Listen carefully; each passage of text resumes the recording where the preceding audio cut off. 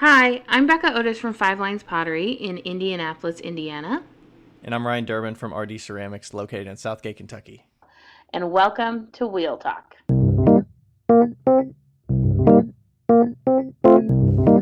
Hey guys, we've loved answering all of your questions so far. If you'd like to hear your question on the podcast, please send them to us on Instagram at Wheel Talk Podcast or by email to wheeltalkpodcast@gmail.com. Thanks.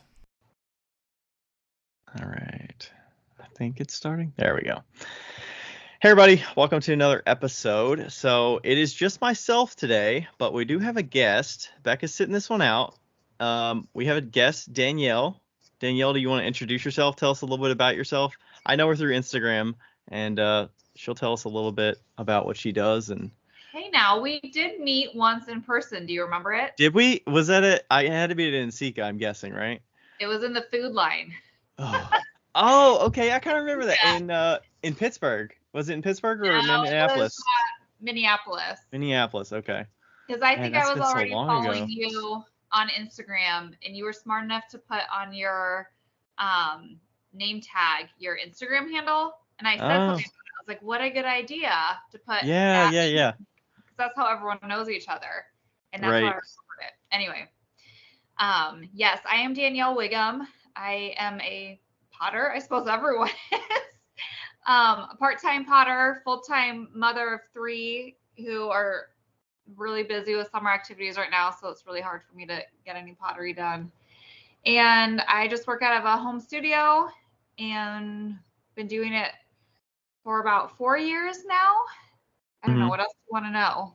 Yeah, I think I initially stumbled upon your stuff. I don't know if it was from Etsy. I initially saw it, but I stumbled upon it and I liked the flat surfaced mugs that had a bunch of facets on them. I don't know how you would call Yeah, them. What do you name those? yeah, I call them faceted mugs. Faceted So mugs, yeah. people come up with some pretty interesting names for them, but that's yes, what Yeah. I. I think I stumbled across those somehow and I really loved just the attention to the texture, and then the glaze like application looked perfect, and I think your handles looked amazing, and I think that's how I initially like Oh, well, thank you. I stumbled am up on you. a handle snob, so I appreciate that you notice them. I spend way more time on my handles than I should. I'm a handle snob too, but like I think customers appreciate it. Yeah, At I think least so. I I like to mean, hope they do. yeah. Yeah. Do you pretty much sell online, or how do you get I your stuff do. out there? I started, you can't really just start online. I feel like nobody knows who you are. So that wasn't my initial plan. And I just started with like the most local markets, a couple times a year. It takes me a while to build up enough inventory to show up somewhere. And then a little bit bigger market, a little bit bigger city. And then I think I had just dabbled in Etsy, maybe a handful of sales before COVID. And with that canceling everything, I just went full time Etsy, and it actually just went really well. I think a lot of people were purposely buying from small businesses online during COVID as a way to support makers and small businesses. And so that's when my Etsy sales really took off, where I was like selling out, um, and then I've since then I've kind of got into a habit of like a once a month Etsy sale, unless I'm doing an in-person market, which I do maybe like two a year now, and then I'll skip a month or something. So that's Okay. been kind of the last 2 years. Nice. And what area do you live in? I don't know I that. live near Omaha, Nebraska, so I'm a Midwest girl. I actually live in Iowa, but I'm like 30 minutes from Omaha. That's the identifiable city in my Okay. area. Is there So quite a yeah, bit of like show options there when you go um, to like look for those, Omaha or?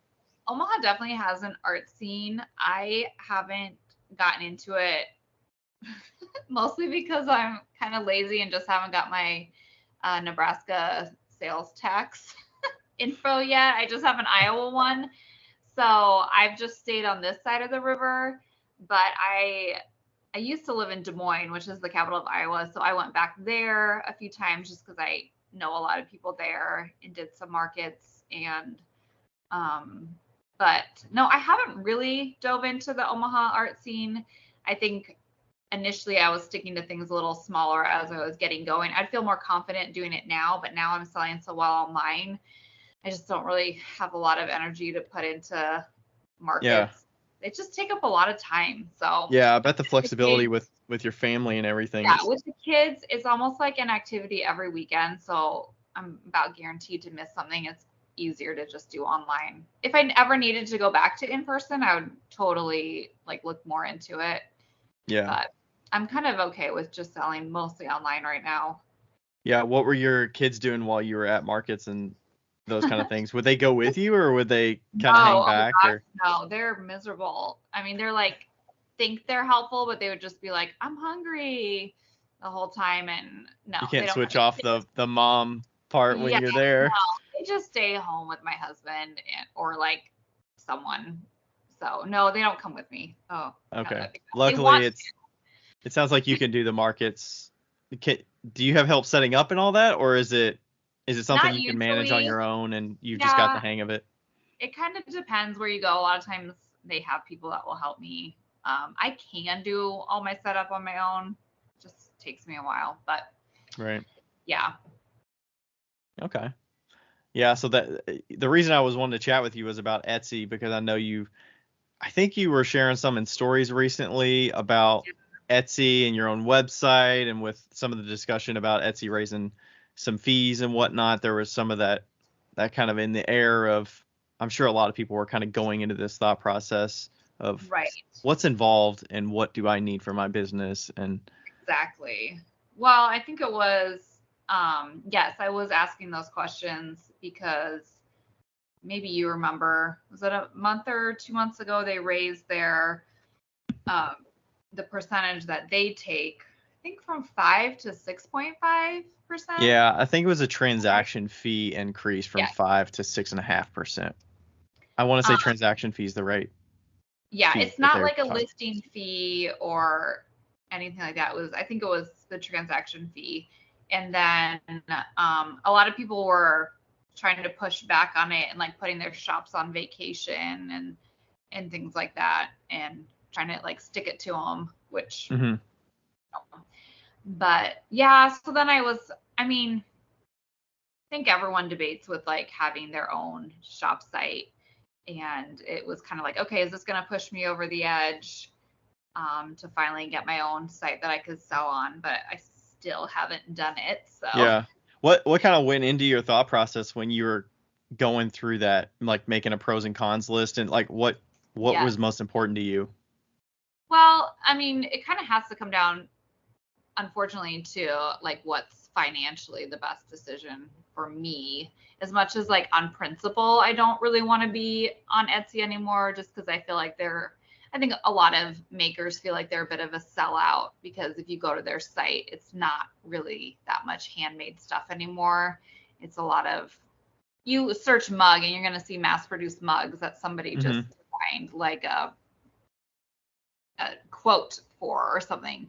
Right. It's not the handmade that it used to be. And it's also just like, it's insane. It's huge these days. Like, it's ridiculous. So I think in an effort to just get away from them on principle, I really wanted to build a site, but then I had to see if it was like financially worth it. And although I didn't look into like every single option, one of the options I did look at was Shopify because a lot of people love Shopify. They said it was super easy to set up because, as you found out, just trying to set up this Skype call, I am not super gifted when it comes to like technology and website things. And it's also just not where I want to spend my time. Part of me is like, I let my time be for making Hmm. and don't take my time away from me to do things that I don't want to do and that, it takes away from me being able to make stuff. So I was kind of dragging my feet, but everyone's like, Shopify is the best. So I looked into it. And from what I saw, again, I didn't like go too far down these roads, is Shopify has like a monthly fee because most sites that have the like commerce part added to it has a fee associated. And just looking at Shopify's monthly fee versus what I pay approximately in a year for fees for Etsy, it would have cost more to do Shopify because, and this is for me, because I don't make a ton of sales. I'm very part-time Mm-hmm. and I don't even sell every month. So I don't want to pay for Shopify every month if I don't have a sale for a month or 2 or 3 out of the year, which is quite possible. So that was one thing that I have to figure out. And I know there are people suggested other sites, and maybe like where they just take a Squarespace, I'm percentage. sure, Square. or I don't. That was I feel like all of them, for the most part, are that kind of monthly fee. I'm sure you could save some money if you pay annually, but then like, do you know what you're getting yourself into if you just pay for a whole year? Are you ready to commit that long? Um, are there other comparables that you found that were you pay when sales happen, similar to an Etsy? well, I didn't, like I said, I didn't go that far into like deciding. I looked into Shopify because that was definitely the number one recommended as far as like ease of use and best customer service from people. And that one, I think it was something about like $30 a month. And like I That's said, pretty. just with the amount of sales I make, it was like kind of a wash or not really that different. I was like, is it worth me spending a couple days or more setting this up, relearning it all? And then some people have said Square is just like a transaction fee percentage. And I Hmm. don't know 100% if there is also like a base monthly fee and then Yeah. a transaction fee percentage. It sounds kind of like we talked about it on the podcast before, but Becca refers to it as Squeebly, where it's like Square and Weebly. I have my own website on Weebly. I pay a monthly fee, but that's really just kind of a static website. There's a bunch of information about my shows, and it has a feed of my Instagram posts and like classes, and my blog is on there, and it's a bunch of just information I like to share, but it's not e-commerce. I could add e-commerce to it for probably around what you're talking about, like $30 a month. So I'm guessing the basic site is pretty affordable then without the Yeah, e-commerce. I want to say it's probably $12 a month or something like that for just a Okay. basic site. And you don't personally have your own website, do you? Or So oh no, I don't have any site. okay, so you just use, yeah, you don't have your own personal art website. No, Okay. I have Instagram, I have Facebook, I have Linktree, Right. So you'd and be starting my from zero. absolute zero. Yeah. Which I And think is a big consideration for people. You can't just no, say that it's $30 a month and you're going to make a bunch of money, because I mean, some people put a heavy weight into all the work to get all their pages together and make sure it looks really good and is branded right, and they get the images and all that stuff. And then some people are like, I can just start with a shop page and about me, and that's it. yeah. I think I'd keep it pretty simple, but I would definitely probably I'd spend way more time than I probably should on making sure it looks exactly how I want it to look. But I mean, that's just my personality. But then, yeah, so I don't know. Yeah, I've been keeping it like super simple. I don't even have a website. So, Right. And I only had the website because I wanted to get the branding in case people search for me. that's, And I yeah, do like web development full time, so I understand the website stuff, but I also understand that even me, I don't want to spend time doing a whole bunch of rigmarole to maintain a website. So I keep right. it as simple as possible for me. I make sure people can find out about my events if they want to see me in person. And then a lot of my I used to use Pinterest a lot, and everything would link to my website Yeah. to help like drive people to sign up for mailing lists and stuff like that. But yeah, I understand where people don't want to spend the time, but I also understand where people are like, on principle, I want to get off of Etsy because I don't want to continue giving an entity money when, but I And mean, you're still yeah, giving another entity money. It's just maybe you I feel better know. about it. I know. So it's like, is there really a big difference? It's hard to say. And I honestly, and I'm sure you're like this too, Etsy for me, I use purely as a selling platform. A point of I don't sale. expect, Yeah. yes, I do not expect them to bring me customers. I do not I don't pay for their ads or anything like that. Like it is literally like, let me just give you the link. This is my shop site. I don't expect them to do anything else for me. And they think they keep promoting themselves as like, we'll sell your stuff. And that's, I'm like, you don't though. You don't sell my stuff. I sell my stuff, but I'm just using your website to do it through. I think a big factor in that is whether you have listings that have a long life to them. But in your case, it seems like you're listing and then selling pretty quickly and you almost sell out every time. Is that accurate? I have for the last like 2 years. I have. Okay.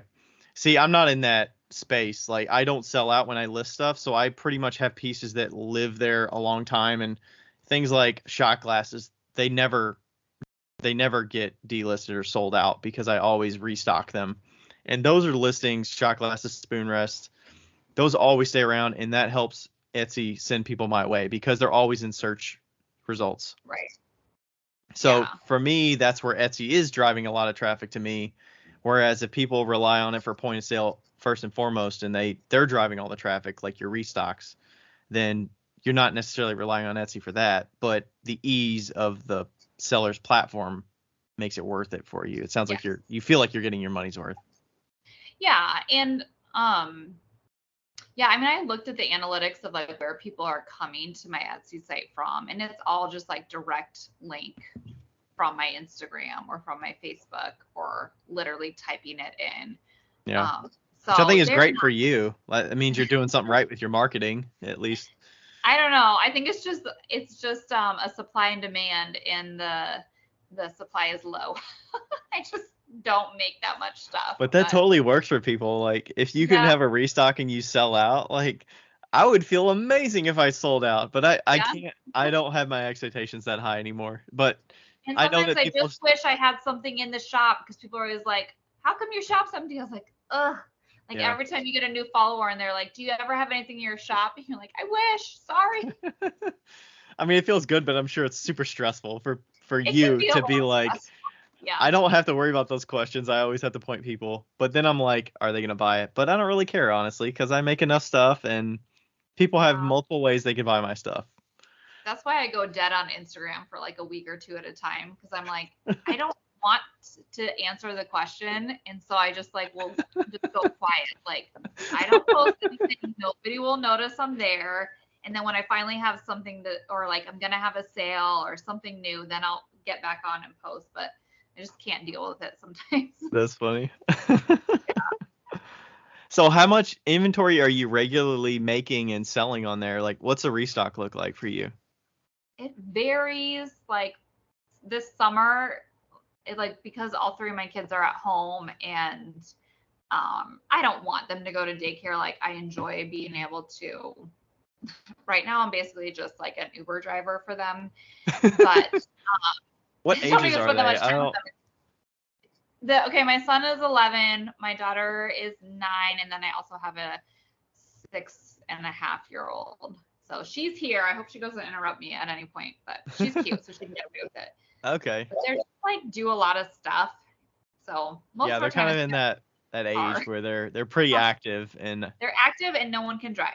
So yeah, but I don't know. Like I'm gonna have a restock of like maybe 30 pieces this month. That seems manageable though. Like I feel like you probably wouldn't want to pack and ship like 70 pieces all the time. No. So during the school year, it might be 50 to 70 in a month. And when I did a show back in, I have all the info somewhere. Just in May, I did a show where I really built up a lot of inventory for it. And I think I sold like 150 pieces.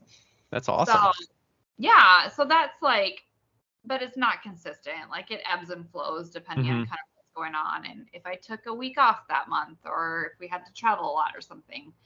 So. Does it personally feel any different from you selling at a show and getting sales versus selling online and getting sales? Yes, it definitely does. Like there's something about seeing people react and interact with your pieces that can be so satisfying.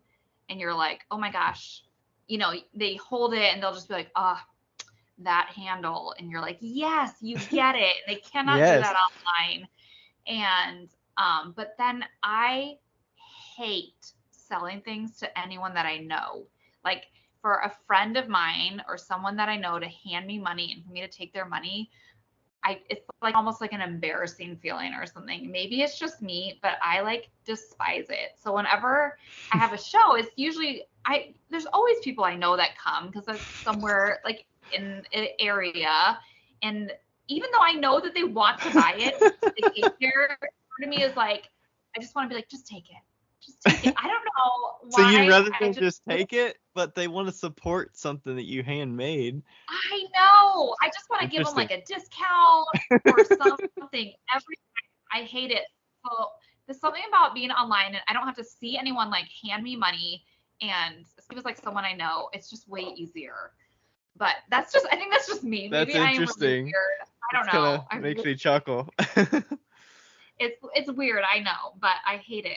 Like, ugh. Are you pretty like good about the interaction and stuff at shows, or are you pretty introverted? Or probably like most potters or artists, I am introverted, but I can like get past it for like 2 days and like be super sociable. I don't have a problem talking to people. It's just not, it's after 2 days, it'd be very exhausting for me. I'm not like, whoo, energized after that. Yeah. I'm like, okay, I'm going to go be by myself for a couple hours. Yeah. But yeah, I can do it. It's fine. It's fun like twice a year. But if it was, right. some shows and you do it a lot, like people do it every weekend. And I'm like, no, yeah. I'll take a week to recover and then you'd have to do it again. Yeah, I would suspect having the kids probably helps because you probably go to all these different activities and you socialize with other people there, and you're used to conversation with strangers or acquaintances. I'm pretty good at small talk. Yeah. So. Do you feel like you have to be salesy at the shows? Because I don't like selling. Yeah, so you're like, oh, you want to give me money? Okay, I'll just. Yes. Oh my gosh. Yes, it's so awkward. I almost wish that like someone else could go sell it for me. And this is sometimes, I think maybe once my husband went with me and I just kind of like talked to everyone and then he sat in the back and like did the sales. Rang people up. And that was way better for me. Like, I don't know. I feel really weird about like literally taking like people's money. If it's online, I know it's weird, but yeah, I don't know. I feel like I've found just having genuine conversation with people and just talking about the work and not throwing things in there that are salesy, but just having a regular conversation and then letting silence also kind of work for you, where if they handed you something that they're interested in, but they're still looking, like don't feel like you have to say anything, like let them continue looking. And then if they happen to pick something else up, like I don't want to have to spark a conversion there to like, hey, do you want to get that thing too? And like feel like I'm going to sell them on something else. It's like, let it kind of breathe and then see what happens. Start wrapping something. And then if they do come up with something else and they're like, oh, I want this too. I'm like, okay. Totally. Yeah. Yeah. Like kind of let it ruminate. Yeah. And then I'll just be like, is that all for you? Or, anything else, something like that. Is that all for you? Yeah. Did you see the spoon? Yeah. I'll just be like, is that everything? So usually it helps when my wife's at the show, because usually I'll hand it to her to wrap things up. She doesn't handle the point of sale because I keep track of everything in the square pretty well. Yeah. But yeah, having her to help wrap things and get the bags ready, and then they don't have to like wait for me, that helps. Right. That always gets a little awkward too. Like, let me just wrap all this up 5 minutes later. Yeah. And then you feel like you're neglecting other people that are at the table and you can't like interact. Yes. Yes. It can be a lot. Yeah. But you don't have any of that with selling online, so. I don't. Which has its pros and cons. I'm all for selling online. I just I'm trying to approach it just the best way for me. And I think it probably is definitely different for everyone. So, yes, but I have my Etsy store is still on vacation and I haven't been on it in like 2 months. So definitely not going to have that website built by my next sale, which will probably be this month still. So, Yeah. That's all right. Talk about it for another year or so. I think everybody just has to weigh what's what's doable for them, what they prioritize, what they want to spend their time doing, and don't feel like everybody has to do the same thing. Right. I think some people weigh the whole, if you have your personal website, it looks more professional, and you have your own entity, your own space. Like for you, it might make sense because you're driving a lot of the traffic, but you will have to go through that growing pain a little bit of building it, right? Right. And then ironing out all those kinks that you've grown accustomed to with Etsy, like the whole shipping and how do you pay for it and the boxes and Yeah. labels and everything like that. So here's another question I asked, and which was a concern of mine, was switching from Etsy to just my own website. Is for me as an online customer, like I buy things online all the time. I love not having to re-enter my credit card info, my personal info on multiple sites. So the idea of, if people have an Etsy account already, which a ton of people do because they bought something at some point in their life and they feel comfortable with that. The reviews are also, I have zero control over them. So I feel like people feel comfortable that they're getting like accurate information, that I wondered if people would have some hesitation buying off, like if I had my own website and they had to, although I think these days, and maybe you could tell me, it's a lot of it is synced with like PayPal and stuff, so they can just maybe Yeah, pay I that way. will be very reluctant. I'm maxed out on making new accounts for new Yes. businesses. Like I have enough, you have to have the secured node or you have to have a LastPass or something like that that handles all your credentials and all those. And I'm like, if someone were to get hacked, who is more likely to get hacked? This random artist's website, which is through Shopify. So like ultimately it would probably be like Shopify would get hacked. Or am I thinking that Etsy would get hacked or whatever? But if you go through PayPal, you don't have to, it's technically through PayPal. Is PayPal available for people to check out on Shopify or Yeah. name a website? Like, who's more likely to lose my information or whatnot? I know. I mean, anytime you go to shop, I feel like if you're not shopping like a major site, Target, Amazon, whatever, you're a little bit leery, or you're like, I don't really want to put my info in there, or Hmm. yeah, I don't want to make another account. So that may sound stupid, but that's like a legit concern of mine, that people might not want to Yeah. just make the switch. And because I don't own my own site, I'm not 100% sure how this works, but like, wouldn't you have control over your own reviews if you had your own website, that you could just like delete bad reviews and stuff? Yeah, I think you'd have to interface with like a third party tool that would accept reviews or solicit reviews and stuff like Sure. that. And then you would have to handle any back and forth with customers. Like customers Right. probably wouldn't feel as backed up if it was completely through Shopify. I mean, I think Shopify might do some like helping support customers if they bought and were not happy, but Etsy I feel like has a more established like siding with the buyer more so than the seller in Right. certain You're gonna situations. side with But the buyer, but they kind of draw out people to write reviews by like every time you get it on, they're like, oh, review your latest purchase. And so in that sense, because everyone these days looks at reviews and they want to see what people are saying, and I think that makes a big difference in people feeling comfortable enough to like make that purchase. yeah, And so these are like the little things I think about too, and like how I shop and what affects me personally in deciding what to buy. And so I don't know if it yeah, would play into my customers sticking with me if I switch, just because they're used to something too. But, yeah. and maybe people can comment on that, like what their experience has been. Right. And one thing I want to mention on the flip side of that argument of, who's more likely to get hacked, but also who's a bigger target. Like Etsy's probably a bigger target. It's probably going to be more beneficial for a Right. hacker to hack Etsy because the customer base is way bigger than to hack a Shopify or some random person's Yeah. site. Like the visibility is so much bigger. So, but also Well, Etsy probably has their own security team to like prevent against stuff like that or tackle it quickly. And if some, so there's also pros and cons of both oh, sides, but totally agree. Yeah. also, yeah, I think you definitely have to weigh like how you buy stuff, how you think customers would come across it. I definitely factor in the creating an account, the Yeah.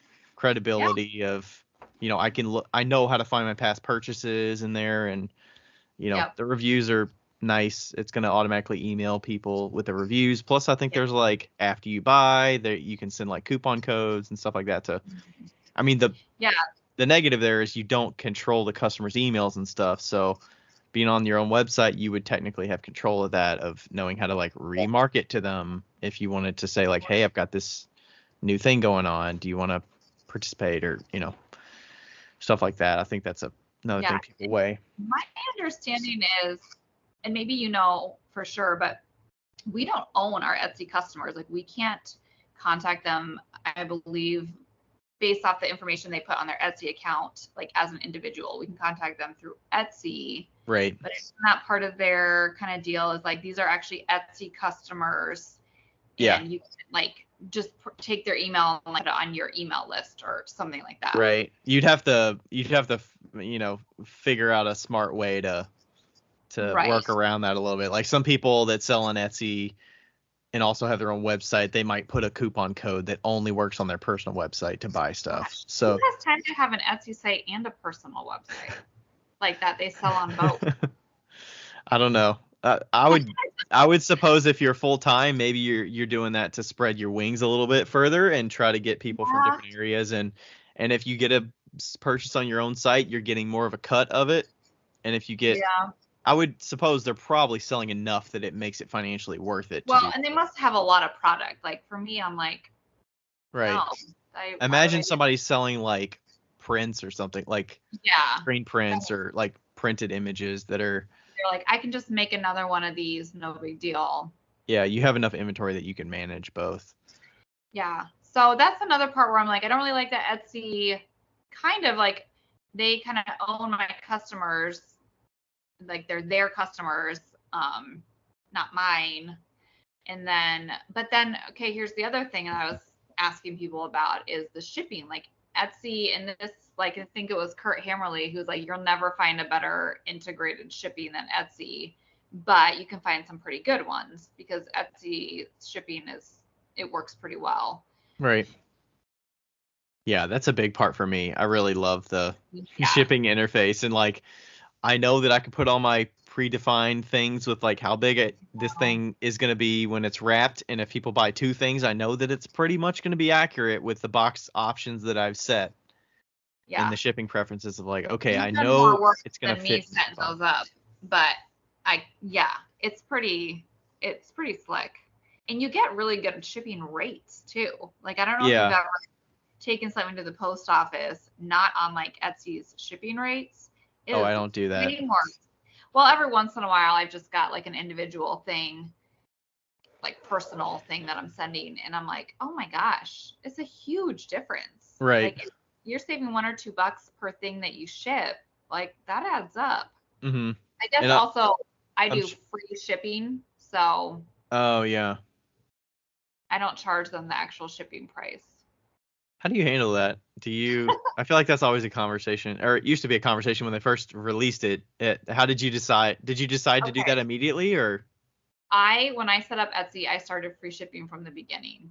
I saw the writing on the wall. I was like, this is the way it's going to go. So I've never charged shipping, in the sense that like I don't have it as an added on expense. I've always added it to the price of my items, which, I mean, people have to know that's what you do. But I think it helps a little bit that I live centrally, that I don't have items that are like $8 and items that are like $20. Almost everything runs in the $8 to $12 range for me.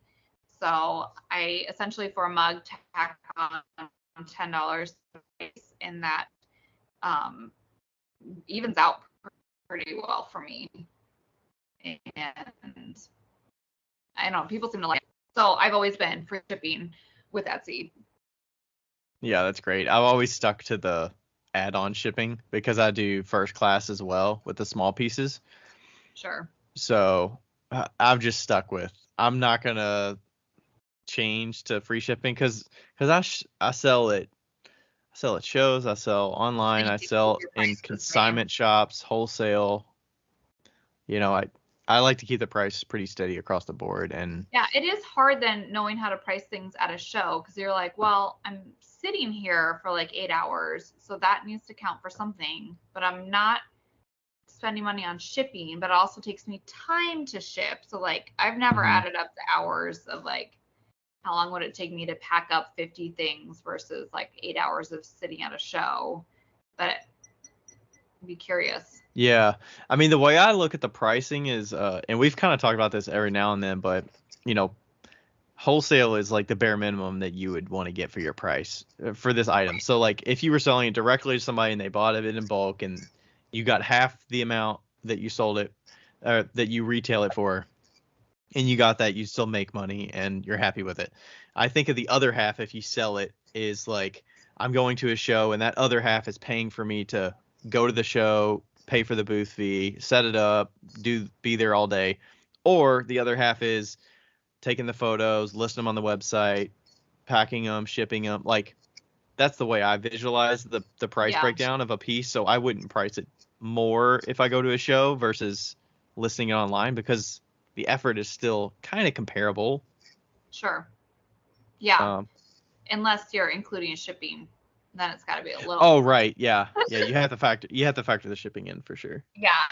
But if you weren't like if you were just doing add-on shipping, it should you're right, like it would be about. So when I go to a show, I usually just kind of take that shipping fee off. So things are, I'll tell people like it is a little bit cheaper if you come out to it because it's you don't have to pay you don't have to pay for the free shipping. Right. The next thing was about Star Seller. So I think you're officially a Yeah. Star Seller on Etsy. I think last time I checked I was. Nice. It Okay. took me a while to get there. And I wanted to briefly mention what that entails. So I was looking this up on Etsy site, and it says it's Star Seller badge is what is determined by the last 3 months of the following criteria. So you have to have a minimum of 5 orders that total $300 before shipping and fees. Um, and then they have 3 other categories. It's like responding to messages quickly, which means you respond to messages within 24 hours to the first message from a customer, and that Okay. has to be 95% or more. Um, and then you've got shipping things on time, so shipping your orders within the stated processing time with tracking, and you have to be 95% or more on that. And then you have to have an average rating, getting an average seller rating of 4.8 or better. And this actually recently changed. It used to be 95% of your reviews had to be 5 stars. They just changed it in the last month or so. But so that I means don't it factors in more 4 stars as well. It doesn't oh, say like you just have to have 95% of them have to be 5 stars. Because let's say you sold like 10 things and 2 of them were 4 stars. You wouldn't meet that criteria or yeah. one of them. Okay. So how long have you been technically a star seller? Have you looked at I that or think have you noticed it? well, I'm trying to find it on the app right now. I think only maybe I think maybe since my April sale. And I kept not getting Star Seller because it said that my shipping was like awful. But it turned out um, it's not. I shipped everything on time. The problem is when people often make multiple transactions, because the shopping cart doesn't save things. So if they're in a hurry, they'll check out and then they'll come back and get something Right. else. And then I would combine shipping. And then I just would add a little note like shipped with your other order and marked it done. But Etsy didn't like that. And even though they have a place where you can say I shipped it with another order in Hmm. like a drop down, I realized if I was not putting that order's tracking number in the notes, then it just like didn't count it as Yeah, like when you move it from in progress to complete or whatever, it asks you what's the tracking number. You had to get it out somewhere. So if you marked it complete, what was the tracking? So I yeah. usually just copy and paste whatever yeah. Well, then I Long started doing that, but it like added a whole nother step. Like I had to go back to the other order, hmm find the tracking number. It was always a hyperlink, and I was like, no, I just want to copy it. Like, quit being annoying. Yeah. Um, and then like go back and paste it in. I found it like really obnoxious when Uh-huh. people obviously were getting their tracking info because it sent it to them, and I don't know why when I told Etsy, I sent it with another one. They should be smart enough to like bring up the order with the same name or something, you know, Mhm. like be a little more intuitive. But that once I started doing that, then I was fine. And I got the Star Seller. I mean, it took a couple months, but I realized what the problem was. But Yeah, because they review it for 3 months at a time, so it's the no, past 3 months. And if you yeah, got dinged like this month, you wouldn't really be able to work it off for at least another couple months until it's kind of in the rear view. right, right. So I don't know. Do you think it makes any difference in buyers? I don't know. I wonder. I want to know some stats from Etsy's perspective. Like, are there people benefiting from Star Seller, or like what percentage of buyers bought from a Star Seller versus a non-Star Seller? Or Yeah, we I see don't on know. average that people with Star Seller badges are getting 1.5 the amount of sale. I don't know. It's hard to compare shops, right? Because it's like Right, prices are different, and like number of transactions doesn't necessarily mean much, because like I sell a bunch right. of shot glasses that cost $9. Like, you know, does And that how compare? many? You only had to have like 5 transactions or 5 sales. That's not very many. Minimum of 5 orders that total $300 before Oh, okay. shipping and fees during Man, a you know review all the period. nitty gritty. I'm Yeah. really glad that you mentioned that you only have to respond to the first message, because I was getting really paranoid and I would always like keep responding to their messages so it Uh-huh. wasn't like left open, and I'd be like, no, thank you. No, you're welcome. And because I was like, I don't want it to be like you didn't respond and It's like not get who's got the last word here? and people were probably like, just stop it. Like, so I clearly didn't read the rules very well. So thanks for clearing that up, Ryan. Now I won't and like and some respond people at were, midnight. I feel like, and there was a little bit of, when Star Seller came out, there was definitely some backlash about it, because they feel like it was just another step to run small business owners like robots and expect them to meet Amazon demands, kind of thing. But Yeah. I mean, there are tactics you can use. Like, I was looking on this post, and I'll link it in the episode to look at what I was talking about. But like the messages, you could use an auto reply. If people reply, That's you can have an true. auto reply that'll come back and say, "Hey, I'm busy making stuff. I typically answer things within 24 to 48 hours.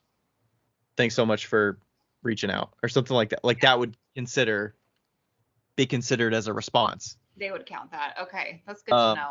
or I use the Sell on Etsy app on my phone, so I see the Right. messages come through on my phone, and Yeah, that I makes see, I it see apply that to too. people. And messages aren't usually a problem for me. Every once in a while, I'll miss one. Like I didn't see the notification, but I don't Yeah, get any. People don't usually reach out to me from Etsy. yeah. It's I get a boring. lot of random ones, but I think it's because I have shot glasses on there, and I get people that reach out and like ask about quantities of shot glasses, or asking me if I can make a saucer for a planter that's like a certain size or whatever. But That you know, sounds really annoying. it does get kind of annoying. But I mean, the number of wholesale orders I've got from it, I mean, I probably got like 5 or 6 wholesale orders last year from Etsy, just from having those From shot people glasses. on Etsy? Yeah. Oh, that's nice. I don't really do wholesale, but So um, it's nice to make that first initial contact, and then you kind of go down the path of what they're looking for. A lot of them turn out to be duds, because people want them for their wedding, and then they don't want to spend $1,000 on shot glasses. It's like, I get it, yeah, it but I wasn't mean, in it's my handmade. wedding budget either. And then the whole shipping thing, like, you know, Etsy is also trying to say like, hey, you should make sure you could ship things quicker. Quicker turnarounds mean buyers are more confident in their purchases. So it's like, but you want to make sure your processing time is accurate. You don't want to be selling something on Monday and not ship it till Friday if your processing time is 1 to 2 days, because it's Yeah, going to but ding don't you you on set Star your Seller. own processing time? Yeah, And you can set it you? yourself. So just make sure it's accurate with what you actually So end up. long as you're accurate within your own shop, like policies or whatever Right. shipping time, then And it it should be was okay. and it was saying you should do it based on the day that you drop it at the post office, not the day that you pack it. So, Right, which I've had that issue before because it'll just automatically set the date often on Etsy to whatever day you're printing the labels. But sometimes for me, it's like a Sunday, and I'm like, no, I'm not going to the post office until tomorrow. right. I have Yeah. to, So just but you being can change diligent. that while you're, yeah. I don't, I mean, honestly, I don't feel like it's that unrealistic, the Star Seller, but like I said, I don't sell like full time on Etsy. For some people, I could see it being super overwhelming. For Yeah. me, it was stuff I was already doing. Like, it was pretty much normal for me, except for I just wasn't adding those tracking numbers, which is fine. I mean, it seems a little excessive, but Yeah. And then I think the rating part, like, I mean, I mean, thoughtful everyone touches, wants just making sure your 5-star rating. photographs are realistic and not like Yeah.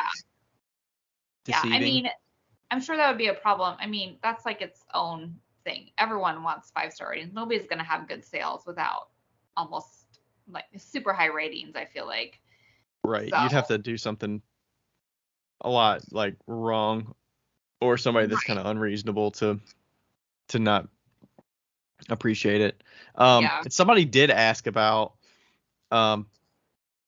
so this might be where we wrap up, but somebody said, do you have a Star Seller badge? I do everything right at shipping on time, answering messages. Here's what gets me. When I have a local pickup, I enter that.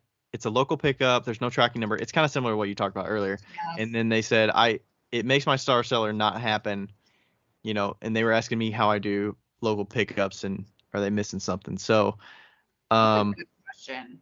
yeah, that was from Sarah Crowley Ceramics. So I looked up a couple things for this. Do you get local pickups? I do, but I don't know that I have in the last 3 months, so I can't say whether that would have tied into that one, but I do, and it was the same kind of thing. Is like it would, because it didn't have a tracking info. Why do they give you the drop down if they don't understand that like this doesn't like this, that should alert something like this can't have tracking info. Right. And I think there's a button below that drop down. It's got the regular drop down options, right, for USPS, DHL, whatever. And then I think there's one that says this does not have tracking or whatever. And I think you click that and then it comes up with another box. And it's like, why? And that's new. It hasn't always been like that. Yeah, I think that's been there in the last couple of months. And there is a local pickup option. Right. Because I used to just have to say like no tracking, no shipping info. And it used to be like, so maybe it would change for her. Maybe they've already, because that used to be an issue of mine. And I think people must have complained about it or something because they have to. I looked at my most recent Star Seller information detailing how I'm doing, and that was one that was a local pickup that I did mark that setting, but it did ding against me. So the one solution that I came up with that somebody mentioned in a forum or something was, even though they don't have a tracking number, they suggested using the letter option, like choose a letter and send them a thank you note in the mail that cost you 53 cents. So instead of shipping the item, you would go to the option for like packing the box, but you would select letter or whatever the option is. What is it? I think it's like envelope or something like that. Yeah. And do like a flat letter, and you can choose the settings of like how big the dimensions are, and it's like 53 cents. It's like a stamp basically. I know, but who has time for that? And you can send them a thank you note if that is the thing that's hanging you up. And you can mail them a thank you note. Like that's a way around it until Etsy figures this thing out. You could also probably just print that and then spend 50 cents and not send a thank you note and still There you go. You could do that. Because I would never I do write a thank you note on every single Etsy invoice I print. I handwrite a note. So I spend way more time than I should. I wonder, I think it's still going to email the customer their tracking info. Oh. It might email them. So then they're like, maybe, I don't know. I don't know if it tells them it's a letter, but they could say like your item's been shipped, right? Because you selected it tomorrow. Or maybe if you select today, they're like, well, I picked it up, so I'm not really worried about it. But well, I always wondered too, for the people that I did select, like that were local, and I just filled out something to get it to mark as done, what kind of email they got. Like, I kind of wanted to ask, because usually there's someone I know, if they were local, I kind of want to be like, what did Etsy send you? Yeah. Because I never see the emails that they send out. I've only ever seen them as like a purchaser. I'm kind of I would suspect it's probably your item has shipped, but if you don't actually have a tracking number, it probably wouldn't. Because I believe the automated emails that come through actually include the shipping link, like track your postage, track your order or whatever. But if they don't have that, I would suppose they just don't show that button. But if it is a letter, would they even get tracking with a letter? First off, Yeah, I don't think so. probably not.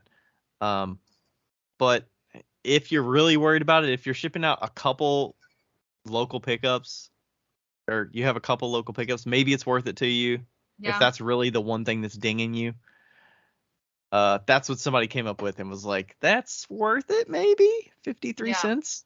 I thought when they added that drop down that maybe that was their like solution to that kind of issue. I thought it was too, but when I looked still this having month, that, and you were too, then it doesn't seem like that is correlating to like this is how we deal with it for star seller stuff. Yeah, luckily I think the volume that I have doesn't ding me enough that 95% it's not dropping below that. Yeah. Because I'm shipping enough orders that it's one is not going to hurt me. But if somebody completely relies on, if they have 5 local pickups, like, that's going to hurt you. That would be enough, probably. Yeah. Yeah. Well.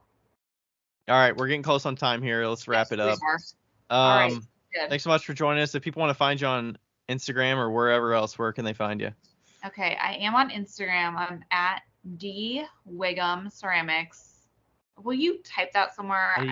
Yeah, we'll put it in there. If you say it out, whenever I read it, I always think it says like Dwight or something, and I'm like, I know. Well, yeah, Whigham. And there's so many. It's like so many. It's Whigham, which is never how people want to spell it. But I just figured if I use my name, I can always get a website or something because nobody else. Nobody else that I know of is using that. Yeah. So, yeah, nice. Keep it simple. Yeah, that's where I am. I have an Etsy, but their search function is also really hard to find. Yes, it is. I don't know why that is. Like, why did they not? Do they just not think people are searching for shops? Because usually you search and then they're like, "Are you sure you want to look for the shop name?" Oh my gosh, people can type everything right, but just get like one space wrong or something if it's not, and they'll never find my shop. It won't even come up as like a suggested thing. I was like, let me just give you the direct link. Right. Etsy has some really weird little things that's like, who did this? Like, why is your search function so ridiculous? Well, it seems like they want to put the products first and foremost and not focus on shops, but I don't know. Yeah.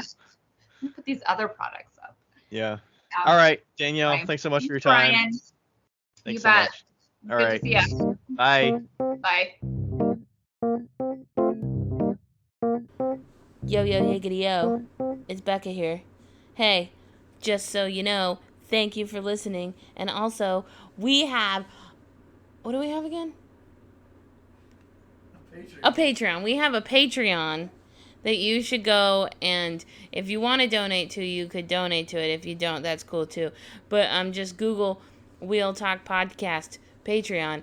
Don't do the other one, because there is a Wheel Talk on Patreon, but it's not us. So make sure you get the right one. It's in the show notes. And also, leave us a review because they're fun to read. Okay, bye!